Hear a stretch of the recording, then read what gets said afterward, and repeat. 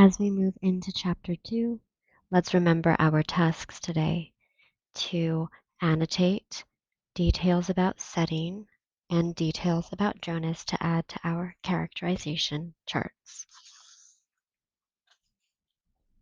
Chapter 2. Jonas watched as his father poured a fresh cup of coffee.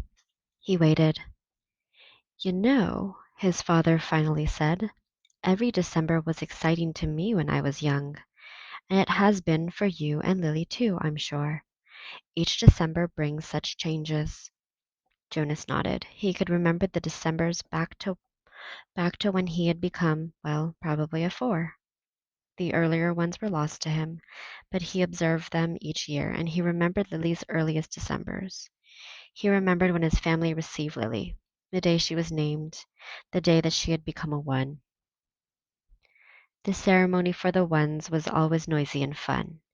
Each December, all the new children born in the previous year turned 1. One at a time. There were always 50 in each year's group. If none had been released, they had been brought to the stage by the nurturers who had cared for them since birth. Some were already walking, wobbly on their unsteady legs. Others were no more than a few days old, wrapped in blankets held by their nurturers. I enjoy the naming, Jonas said. His mother agreed, smiling. The year we got Lily, we knew, of course, that we'd receive our female, because we'd made our application and been approved, but I'd been wondering and wondering what her name would be. I could have sneaked a look at the list prior to the ceremony, Father confided. The committee always makes a list in advance, and it's right there in the office at the nurturing center. As a matter of fact, he went on, I feel a little guilty about this, but I did go in this afternoon and looked to see if this year's naming list had been made yet. It was right there in the office, and I looked up number 36. That's the little guy I've been concerned about, because it occurred to me that it might enhance his nurturing if I could call him by a name, just privately, of course, when no one else is around. Did you find it? Jonas asked. He was fascinated. It didn't seem a terribly important rule, but the fact that his father had broken a rule at all awed him. He glanced at his mother, the one responsible for adherence to the rules, and was relieved that she was smiling. His father nodded. His name, if he makes it to the naming without being released, of course, is to be Gabriel. So I whisper that to him when I feed him every 4 hours and during exercise and playtime, if no one can hear me. I call him Gabe, actually, he said, and grinned. Gabe.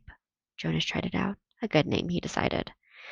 Though Jonas had only become a 5 the year that they acquired Lily and learned her name, he remembered the excitement, the conversations at home, wondering about her, how she would look, who she would be, how she would fit into their established family unit. He remembered climbing the steps to the stage with his parents, his father by his side that year instead of with the nurturers, since it was the year that he would be given a new child of his own. He remembered his mother taking the new child, his sister, into her arms, while the document was read to the assembled family units. New child 23, the namer had read, Lily. He remembered his father's look of delight, and that his father had whispered, She's one of my favorites. I was hoping for her to be the one. The crowd had clapped, and Jonas had grinned. He liked his sister's name. Lily, barely awake, had waved her small fist. Then they had stepped down to make room for the next family unit. When I was in 11, his father said now, as you are, Jonas, I was very impatient, waiting for the ceremony of 12. It's a long 2 days. I remember that I enjoyed the ones, as I always do, but that I didn't pay much attention to the other ceremonies, except for my sister's. She became a 9 that year and got her bicycle. I'd been teaching her to ride mine, even though technically I wasn't supposed to. Jonas laughed. It was one of the few rules that was not taken very seriously and was almost always broken. The children all received their bicycles at 9. They were not allowed to ride bicycles before then, but almost always the older brothers and sisters had secretly taught the younger ones. Jonas had been thinking already about teaching Lily. There were talks about changing the rule and giving the bicycles at an earlier age. A committee was studying the idea. When somebody went to a committee for study, the people always joked about it. They said that the committee members would become elders by the time the rule change was made. Rules were very hard to change. Sometimes, if it was a very important rule, unlike the one governing the age for bicycles, it would have to go, eventually, to the receiver for a decision. The receiver was the most important elder. Jonas had never seen him that he knew of. Someone in a position of such importance lived and worked alone, but the committee would never bother the receiver with a question about bicycles. They would simply fret and argue about it themselves for years until the citizens forgot that it had ever gone to them for study. His father continued. So I watched and cheered when my sister, Katya, became a 9 and removed her hair ribbons and got her bicycle, father went on. Then I didn't pay much attention to the 10s and 11s, and finally, at the end of the second day, which seemed to go on forever, it was my turn. It was the ceremony of 12. Jonas shivered. He pictured his father, who must have been a shy and quiet boy, for he was a shy and quiet man, seated with his group, waiting to be called to the stage. The ceremony of 12 was the last of the ceremonies, the most important. I remember how proud my parents looked, and my sister, too. Even though she wanted to be out riding the bicycle publicly, she stopped fidgeting and was very still and attentive when my turn came. But to be honest, Jonas, his father said, for me, there was not the element of suspense that there is with your ceremony, because I was already fairly certain of what my assignment was to be. Jonas was surprised. There was no way, really, to know in advance. It was a secret selection made by the leaders of the community, the committee of elders, who took the responsibility so seriously that there were never even any jokes made about assignments. His mother seemed surprised, too. How could you have known? She asked. His father smiled his gentle smile. Well, it was clear to me, and my parents later confessed that it had always been obvious to them, too, what my aptitude was. I had always loved the new children more than anything. When my friends in my age group were holding bicycle races or building toy vehicles or bridges with their construction sets or all the things I do with my friends, Jonas pointed out, and his mother nodded in agreement. I always participated, of course, because as children we must experience all of those things, and I studied hard in school, as you do, Jonas, but again and again, during free time, I found myself drawn to the new children. I spent almost all of my volunteer hours helping in the nurturing center. Of course, the elders knew that from their observation. Jonas nodded. During the past year, he had been aware of the increasing level of observation. In school, at recreation time, and during volunteer hours, he had noticed the elders watching him and the other 11s. He had seen them taking notes. He knew, too, that the elders were meeting for long hours with all of the instructors that he and the other 11s had had during their years of school. So I expected it, and I was pleased, but not at all surprised when my assignment was announced as nurturer, Father explained. Did everyone applaud, even though they weren't surprised? Jonas asked. Oh, of course. They were happy for me, that my assignment was what I wanted most. I felt very fortunate. His father smiled. Were any of the 11s disappointed your year? Jonas asked. Unlike his father, he had no idea what his assignment would be, but he knew that some would disappoint him. Though he respected his father's work, nurturers would not be his wish, and he didn't envy laborers at all. His father thought, no, I don't think so. Of course, the elders are so careful in their observations and selections. I think it's probably the most important job in our community, his mother commented. My friend Yoshiko was surprised by her selection as doctor, father said, but she was thrilled. And let's see, there's Andre. I remember that when we were boys, he never wanted to do physical things. He spent all the recreation time he could with his construction set, and his volunteer hours were always in building sites. The elders knew that, of course. Andre was given the assignment of engineer, and he was delighted.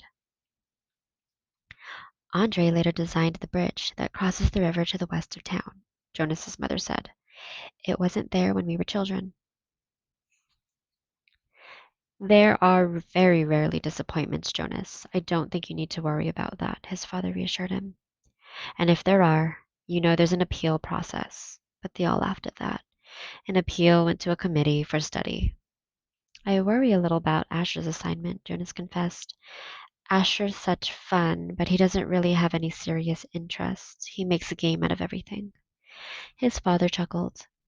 You know, he said, I remember when Asher was a new child at the nurturing center before he was named. He never cried. He giggled and laughed at everything. All of us on the staff enjoyed nurturing Asher.